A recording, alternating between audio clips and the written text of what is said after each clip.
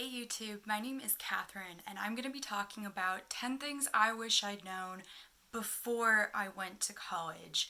And I went to the University of Washington for my undergraduate degree, and then Boston University for my master's in public health.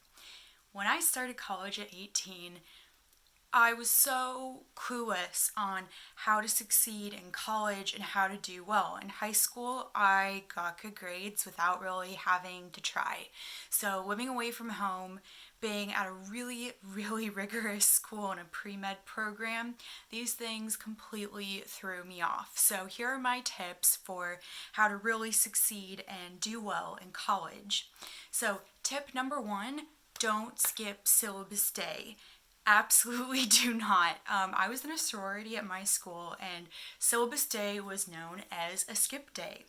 And in retrospect, and I didn't figure this out until like my senior year, that was such a terrible idea. Syllabus day is literally when your professor gives you the blueprint to their entire class. It's like a cheat code. They're telling you verbatim, here's how you get a good grade in my class and get the most of it and do well. And they notice if you're not there. Additionally, they usually do still lecture. What I would do later on in college that was really helpful and did vigilantly through all of graduate school is before the semester or quarter started and I would get my syllabus, I would also buy a regular planner or a planner from my school, and I would go through every single syllabus and write down every single assignment, all of the readings, everything, so that all of my syllabus, the main information, was in one place. I also like to have a printed out copy of all of my syllabus to have in a binder I would bring with me to every single class so that there were just no mysteries. Anytime I needed to look up how much is an exam worth, how are participation points counted, whatever, I could just look there and everything was in one place, and that was so helpful. And just by doing that, my grades honestly improved so much. My second tip is don't skip class. You are in school to be in school, and yes, you don't have to go. And yes, sometimes you can get a very good grade in a class without ever showing up, but honestly, for one thing, that's not always the case. Usually, you do have to show up to do well, particularly in more challenging classes. Secondly, the person that you're cheating the most is yourself. You absolutely will get more by going to that class and sitting in. So I wish that in college I had never skipped a class, and in graduate school, trust me, I never did. My third tip is actually come to class prepared. And this one for me was one of the hardest ones to learn because, again, in high school, I just did pretty well. I did the homework, I turned it in, I got a good grade, I did extra credit when I needed to, but I don't think once during all of high school did I ever study. And I don't think I even really knew what that meant when I got to college. So, for example, when I say prepare for class, what I mean is all of your assigned readings need to be done before class. You should have read all of those. You should have taken notes on all of those. You should already have learned the key concepts. And by the time you come to class, you're hearing a review, you're hearing your professor's key points on everything, what they think is the most important, their angle on it, and it's an opportunity to ask questions. But you should already have learned the bulk of the information when you come to class. Also, bring whatever materials you're going to need with you. Notebook, pens, laptop, whatever the case may be, calculator, all of your lab materials. I remember in my freshman labs, I felt like I just never had it together. Like I was always forgetting my goggles or my lab notebook, an instruction manual. So come to class prepared. And again, just doing that made such a big difference in terms of how I was doing. And that's a pretty minimal thing, honestly.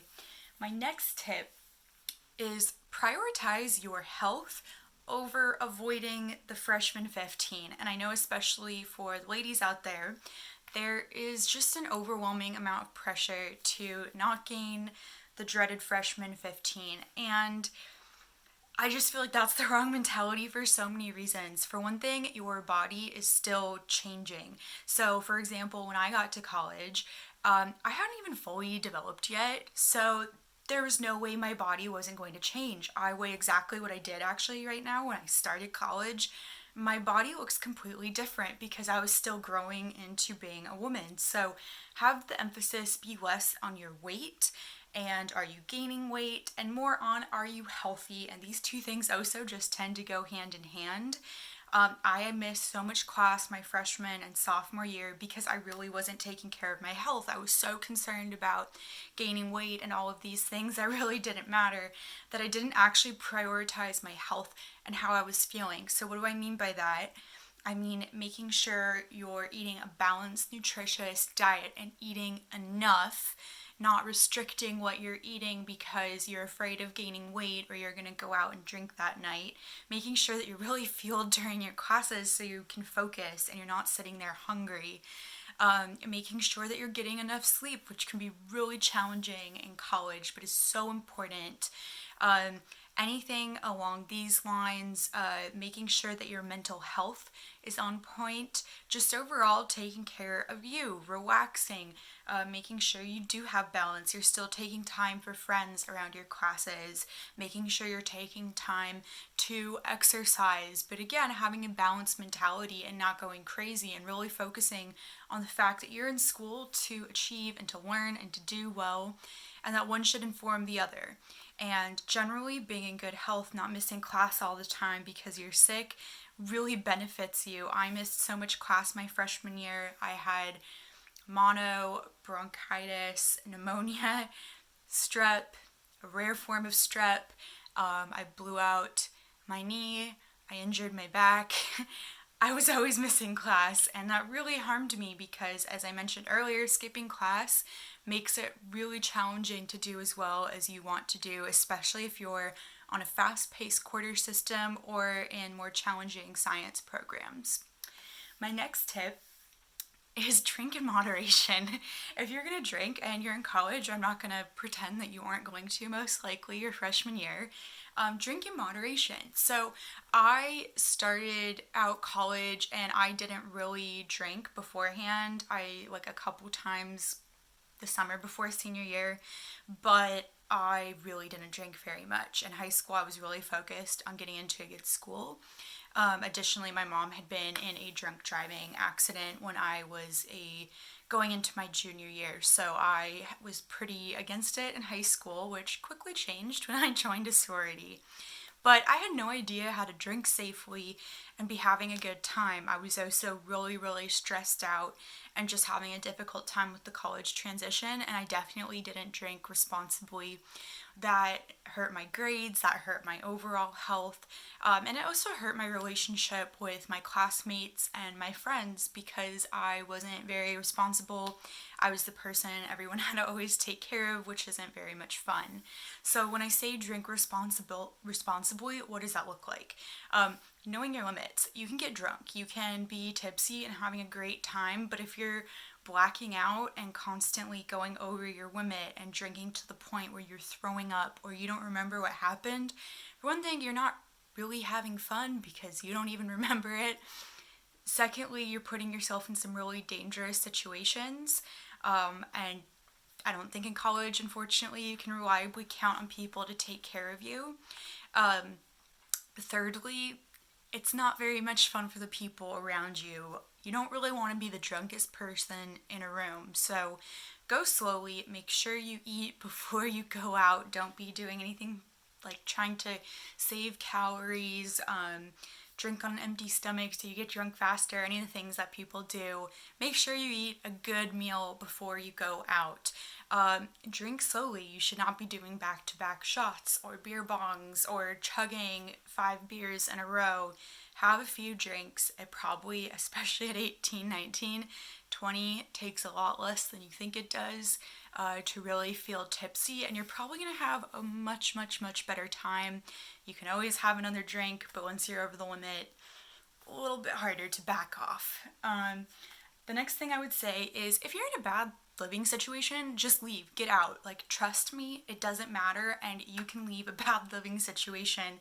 Ultimately, no one's gonna really care but you. So if you're maybe like in a dorm and have a lot of problems with your roommate, there's no reason that you have to stay there. Ask to transfer roommates, get your own apartment, find roommates off Craigslist, whatever you have to do.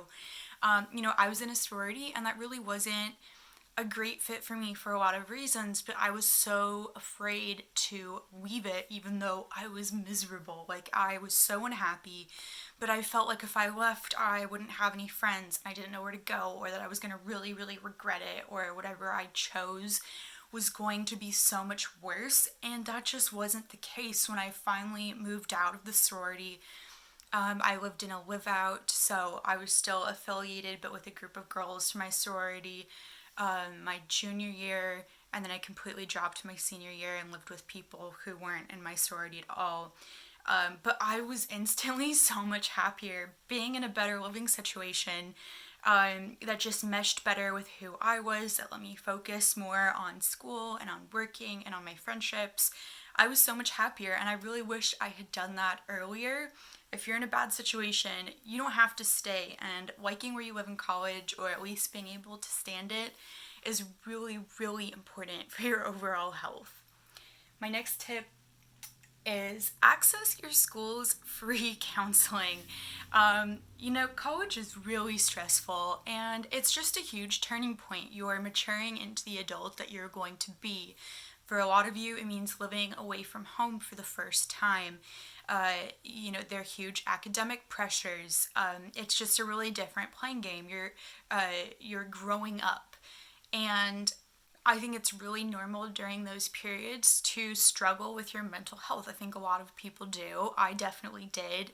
And I had a lot of stigma surrounding accessing mental health. Like, if you did that, it was because you were weak, or you just had given up. You didn't know how to help yourself. I thought it was a failure, and I didn't understand at that age that getting help and accessing services to be the best version of yourself you can be is the smartest, most mature decision that you can make. Why would you not help yourself? If I had strep throat, I would go to the doctor and get antibiotics, and that's not because I'm weak and my immune system couldn't fight it off. It's because I don't want to die or be terribly ill, and mental health is really no different. And when I say mental health, I don't mean you even have to have a diagnosable condition or put a label on what's happening. You might just be going through a rough patch, or have family things going on, or you might just be stressed out. But pretty much everyone benefits from counseling, and at basically every college, it's free. So even if you're just going in and saying, hey, can you give me a few tips to manage my stress before exams? I broke up with my boyfriend, whatever it is, or if it's more severe, those resources are there for you. Access them. Why not? My next tip is study at the library or somewhere that's not your house, particularly if you are in a sorority, fraternity, a dorm, and have a set schedule. This was something that, one, improved my grades. I had a really hard time focusing, studying in my room. I would get distracted so easily. If anyone came in, I couldn't wait to put down the books and hang out. I just didn't really want to study. Again, I didn't really know how. I wasn't very good at it. And finding out that just going to a quiet space at the same time every day was really, really beneficial. This also gave me actually a lot more free time. Before, I would always feel really guilty if I was like going to the gym or going out with my friends, or even just going out for dinner or whatever. I would always have this lingering guilt and anxiety that I could be studying more than I was. So if I just went to the library every day and studied for 4 hours, I didn't have that guilt because I knew that I had gotten all my work done. I was never behind because I was regularly studying. I was always on top of the information. There's also, I personally think, no point in studying for like 8-10 hours at a time. You're not going to retain that unless you're working on like a project or something with a tangible deadline and components you just need to get done. So it gave me more time, it gave me a lot more freedom, and it really helped my grades. And this is especially beneficial, I think, if you, again, are in science and math classes where you constantly are having exams and the concepts are pretty challenging. You really don't want to get behind in those classes and have to cram the night before the test. When I started college, I wouldn't start studying until 2 days before the exam. And that was the only studying I ever did. And sure, sometimes I could do okay. I basically never did amazingly well, though. It was so much more stressful than it had to be. And I really didn't learn the concepts that well. And again, I was actually way more stressed out and spent more time thinking about class than if I had actually just studied every day. So, like, for example, what I would do would be go to the library for 2 hours before a class and 2 hours after. I find that for me, my attention span, it's pretty hard, again, unless I'm like on a project, to focus for more than an hour and a half, 2 hours. So breaking it up like that was perfect for me. So for example, if I had a 10 a.m. class, I would go to the library beforehand at 8 a.m., work for 2 hours from 8 to 10, go to class, have lunch, work for 2 more hours, and then when all was said and done, it would be early, mid-afternoon, and I was done for the day. So really treating college more like a work day where it's blocked out, I think really improves your time management skills. My next tip would just be asking for help. Your professors and TAs, they are there to help you, and by and large, they want you to succeed. So ask them for help. Go to office hours. For both your TAs and your professors, email them if you have a question. If you've been stuck on a problem for 5 hours and you just don't get it, email and ask them for help. They want to help you. They want you to do well. Ask your peers, form study groups. Again, this was something that as an undergraduate, I just had no idea how to do, or I felt like I was bothering other people, or that wouldn't really be beneficial. The whole point is that you learn these topics, and so if you're getting stuck and you never find the solution, guess what? When that comes up on an exam, you're not going to know it then either. So doing that was really, really helpful to me, to making sure I was learning everything I needed to learn. It's also great networking. If you need a letter of recommendation from a professor then later, if you were going to their office hours every week, trust me, they will remember you and usually be more than happy to write you a recommendation. If you sat in the back of class, also sit in front of class, by the way, that's so helpful. It makes you stay focused, and your professors know who you are. But again, your professors will be more than happy to write you a recommendation if they know who you are, if they know your name, if they had no idea who you were. You never went to office hours. You sometimes rolled into lecture hungover and sat in the back. Not as good. And then my last tip is experiment and don't take things too seriously. At the end of the day, college is not the end all and be all. I did really poorly my first couple of years of college academically. I really struggled. I wanted to drop out. I thought this just isn't the place for me. And it wasn't because I'm not smart or intellectual. I loved to read. I loved to learn, but not in that environment. I just didn't know how to approach it. So I did really badly, and ultimately I still got into a very good graduate school through other methods, improving my grades my last couple of years, doing really well in the GRE, having really good work experience. So college doesn't dictate your entire future. If you mess up, if things don't go as you planned, it's fine. You will be fine. Secondly, I would say it's a time of your life to grow up in a relatively safe environment where mistakes, again, aren't the end-all be-all. There aren't huge consequences to most of them, so it's a pretty safe environment to do that in, to figure out who you are and what you want. Take random classes in subjects that just sound cool or interesting. Stay up too late occasionally, go out with your friends, have a good time, meet people, study abroad, take these risks, take these chances. It's a really unique time in your life where you can do that you'll never have again. So enjoy it. If you need a gap year, that's fine. It doesn't matter, and it might really benefit you. So take a breath and enjoy the process. So these were my tips, and I hope they help all of you, and good luck to everyone starting the new academic year.